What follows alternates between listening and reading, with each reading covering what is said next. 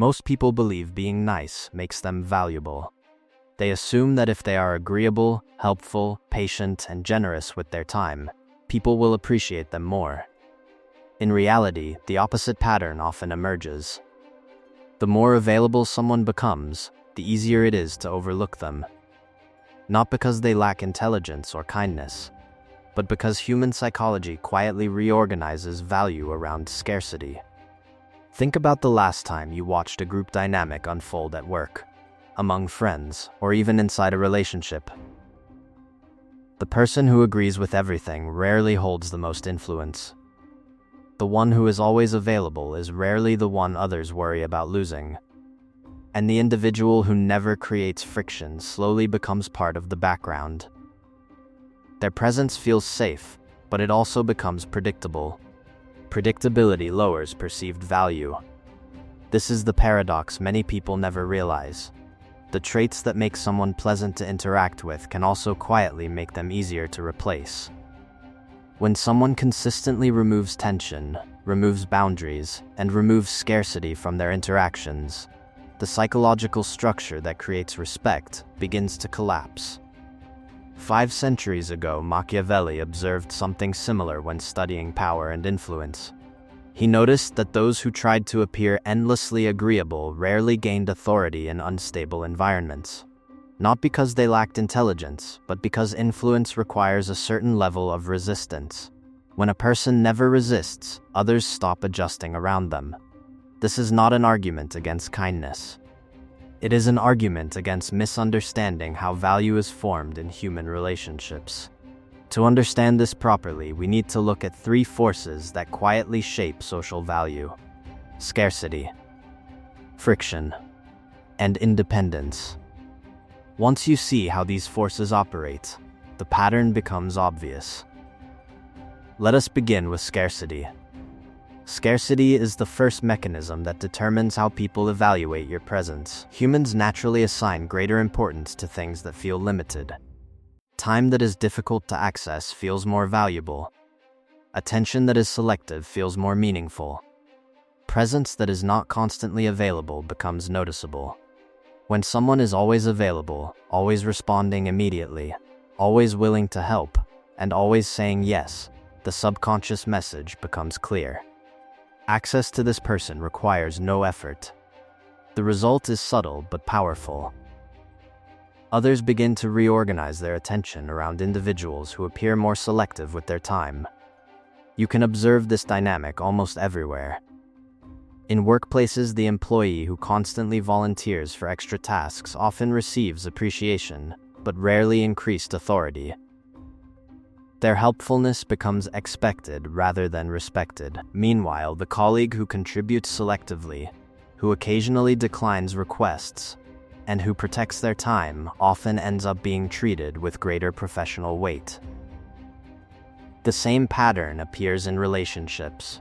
When someone becomes overly accommodating, constantly adjusting their plans and preferences to match someone else, the balance slowly shifts. Instead of creating connection, the absence of boundaries removes tension from the interaction, and without tension there is no sense of potential loss. Scarcity introduces that sense of potential loss. It reminds others that access to your time and energy is not automatic. It must be respected. This leads to the second force that shapes perceived value: friction. Most people avoid friction because they associate it with conflict. They believe harmony requires constant agreement. In reality, controlled friction often produces stronger respect than constant compliance. Friction does not mean aggression. It means the presence of clear boundaries. When someone expresses a limit calmly, when they occasionally disagree, or when they decline requests that conflict with their priorities, they introduce a small but important psychological signal. They are demonstrating that their decisions are not controlled by external pressure. That signal changes how others evaluate them. Consider the difference between someone who always accepts additional work and someone who calmly says that their schedule cannot accommodate it. The second individual creates friction, not dramatic conflict, just enough resistance to show that their time has structure. Over time, this resistance reshapes how people interact with them. Requests become more deliberate. Their time becomes treated as something valuable rather than endlessly expandable. Machiavelli understood this principle when describing power dynamics among advisors and rulers. Those who agreed with everything were rarely trusted deeply. Agreement without resistance suggested weakness rather than loyalty. The advisor who could disagree calmly demonstrated independence, and independence made their counsel more valuable. Which brings us to the third force: independence. Independence might be the most misunderstood trait in social dynamics. Many people believe strong relationships require constant reassurance and constant proximity. Yet the individuals who command the most respect are often the ones who appear comfortable standing alone. Independence communicates that your identity does not depend entirely on the approval of others. When someone constantly seeks validation, adjusts their behavior to avoid discomfort, and prioritizes harmony above personal direction, they signal that their position inside the group is fragile. Others unconsciously sense that fragility. The opposite signal comes from quiet independence. This does not require arrogance or distance. It simply means that your decisions remain anchored in your own priorities rather than shifting automatically to maintain approval.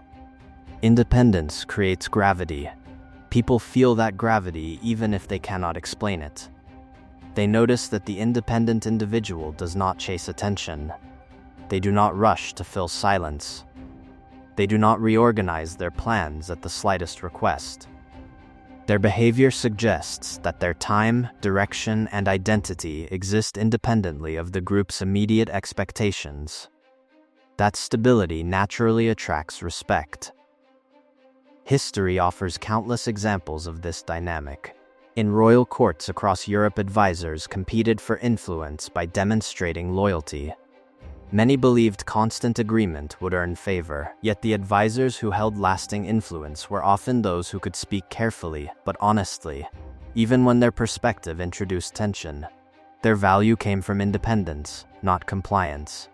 The same pattern appears in modern environments. The colleague who occasionally challenges ideas respectfully often becomes more influential than the one who constantly agrees. The friend who maintains their own direction becomes more interesting than the one who adjusts to every expectation. The partner who maintains boundaries is more likely to be respected than the one who tries endlessly to avoid conflict. When you combine scarcity, friction, and independence, a different social presence begins to emerge. Your time becomes structured rather than endlessly available. Your boundaries introduce clarity rather than conflict. Your independence signals stability rather than insecurity. And slowly the perception of replaceability disappears. Now here is the uncomfortable question. If you look honestly at your own interactions, where might you be removing these three forces? Are you always available when someone reaches out, even when it disrupts your priorities? Do you say yes to requests that quietly drain your time because declining feels uncomfortable? Do you avoid disagreement even when you know your perspective is different? These patterns often begin with good intentions. People want to be supportive, cooperative, and kind. Yet when kindness becomes predictable compliance, the psychological balance changes. Respect requires structure. Structure requires boundaries. And boundaries inevitably introduce small moments of friction. This does not mean becoming cold or distant. It means becoming intentional about how access to your time and energy is managed. You can still be generous while protecting your priorities. You can still be cooperative while maintaining limits. You can still be kind while remaining independent. In fact, those combinations tend to create the strongest presence. The individual who offers help selectively often appears more valuable than the one who offers it constantly. The person who speaks calmly but honestly during disagreement becomes more respected than the one who always agrees. And the person who maintains their direction without chasing approval creates the kind of quiet gravity that others naturally notice. So the next time you feel pressure to say yes automatically, pause for a moment. Ask yourself whether the decision reflects genuine generosity or simply the desire to avoid discomfort. Because the difference between being appreciated and being replaceable often comes down to a single factor: whether your presence introduces structure or simply removes tension. Scarcity reminds people that your time is valuable. Friction reminds them that your boundaries are real. Independence reminds them that your identity does not depend on their approval. When those three forces operate together, something interesting happens. People stop taking your presence for granted, and that shift quietly changes how every interaction unfolds. If this perspective sharpened the way you see social dynamics, subscribe to Dark Strategy Lab. Here we explore the patterns behind influence, loyalty, and human behavior, so you can move through the world with greater clarity and strategic awareness. Because the person who understands the structure of power rarely needs to chase it.